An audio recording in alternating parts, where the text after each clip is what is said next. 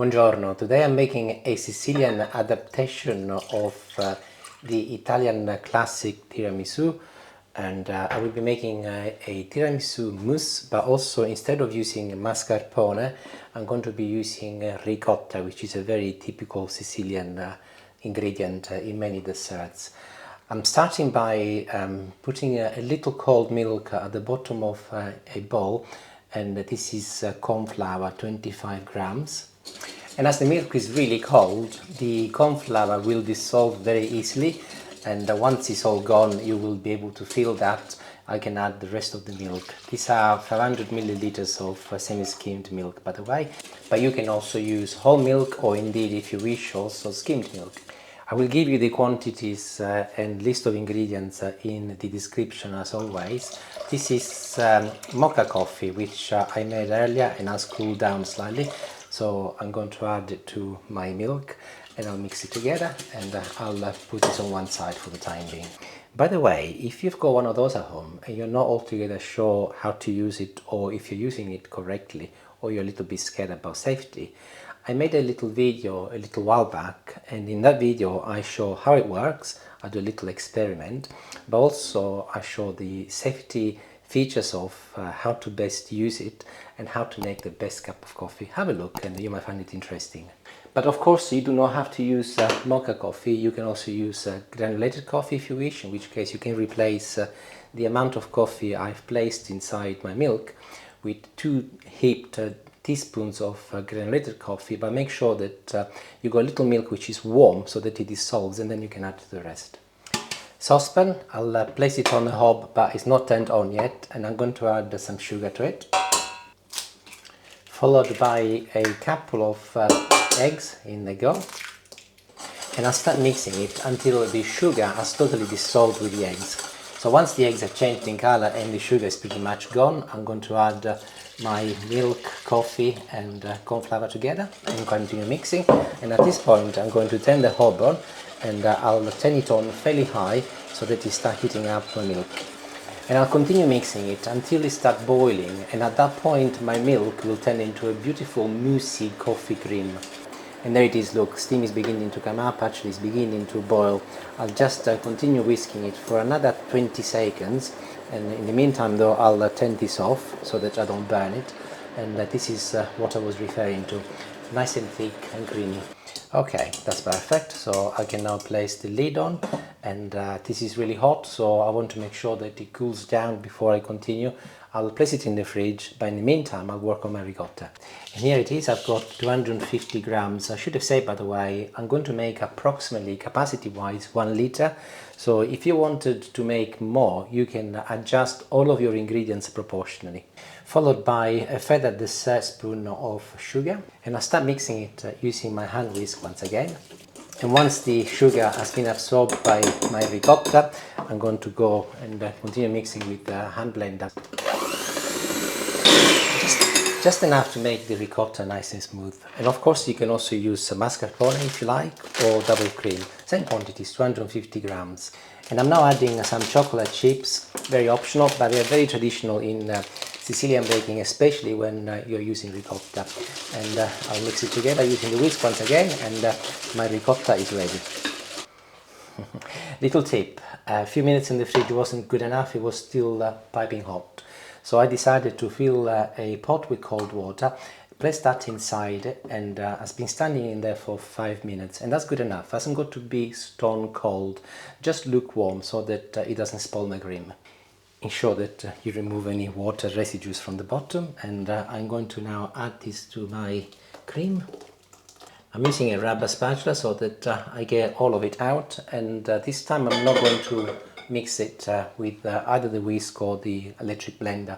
I'm going to use my spatula, and I'm going to go very gently up and down, just like this, so that it mixes together and it retains a few veins. I don't want it to be completely of one color, so just enough like this, and that's good enough for me. Here is the remainder of my coffee. It goes inside a new bowl. If you like a very strong tiramisu, by all means make more coffee, but in our case we don't, so I'm going to top this up with a little cold water. and that'll give me a weaker coffee.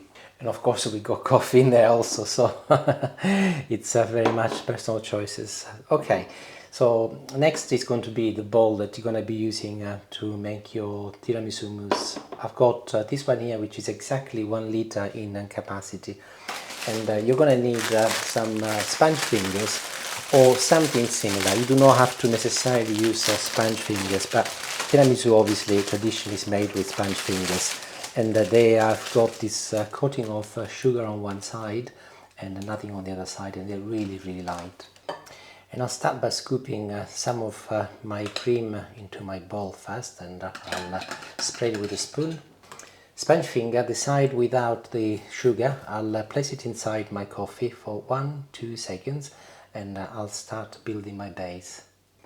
1, 2, depending on the size dish you're using and shape, of course, you might have to break them, which you can do as soon as you put them in. So in this particular case, as mine goes like this, obviously I can easily break them as soon as I put them in, just like this, and then I'll go like this. And you'll have to judge this best as you go, but as I'm going to be putting one over here, I'll put a little cream over here first, and I'll do the same on the other side.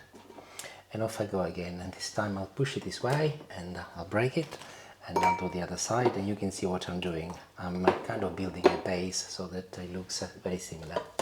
And now I can start pressing it down to ensure that I maximize the capacity of my dish. So just go in with your fingers and press it. Don't worry if you are squashing the sponge fingers. That is very much a feature of this particular version of tiramisu, as it is a mousse, so it's perfectly good. You want to make sure that it is nice and compact, so you can also use, of course, your spoon if it's easier. So, and continue, clearly apply cream as you go up and press it down so that they break. You can see what I mean by veins, as I have not gone mad when I mixed it. You got these 2 different colors. So now that I've got a good base, I'm going to just pour in some of my cream, just like this. And I'm going along with the spoon, ensuring that it is properly spread across the surface. And here is my last layer of sponge fingers. I've used 15 altogether, by the way, in case you want to know. And just like I did before, I'm going in with a spoon and pressing them down so that they get all covered by cream. And as I often say, do not be shy. Just make sure that you bury them in the cream. This is not about look, it's about texture, as you will not see them anyway. So just press them down until they are properly covered by cream. Followed by one final layer of my cream, and that is perfect, exactly what I was after. Little veins of the white cream, followed by some very deep veins of coffee, and of course the coffee color of the cream. But that, of course, will not matter too much until I go and eat it, because I'm gonna be covering the top with a layer of cocoa in a traditional tiramisu style. So just sprinkle it on top, all over it. If you were to go to Sicily and buy a cannolo, which is a very typical Sicilian cake, I will put a link up here, because actually I made them on the channel before. They're in the shape of tubes, about this big, this long, and they're filled with sweet ricotta, and in the middle also there are chocolate chips, a bit like what I've made today. And then at the end you also got some, these are rainbow sprinkles, and or sometimes there are some candies. So I've decided to put some chocolate chips on top and some rainbow sprinkles on top, so that it marries the ricotta in the middle. Entirely optional, you don't have to, but it does look actually very nice. And this is now ready to go in the fridge for at the very least a couple of hours to set, not less really. The longer the better, because obviously it will set even more. I'm just cleaning the edges using some kitchen paper, going around, and if you do that, actually, rather than turning the paper, just turn your dish. You can see that it's considerably easier. Lovely. So, in the fridge it goes, and I'll see you once I set. Ciao ciao for now. 3.5 hours, that is how long it was in the fridge for me. And it feels nice and cold and lovely and set. So I'm going to taste some and let you know what it's like. Oh, it feels nice and dense and pretty good. This is the sort of thing that you can have any time of the day. Breakfast, lunch, in the evening, but obviously whatever pleases you, Julie.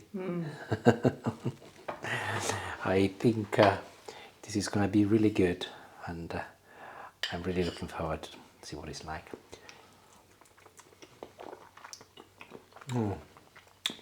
It's really cold, and I think the colder the better. The chocolate chips are bang on, and also it's smoother than a normal tiramisu, because obviously everything is mashed together, and the corn flour has provided a good degree of smoothness to everything, and it's delicious, honestly.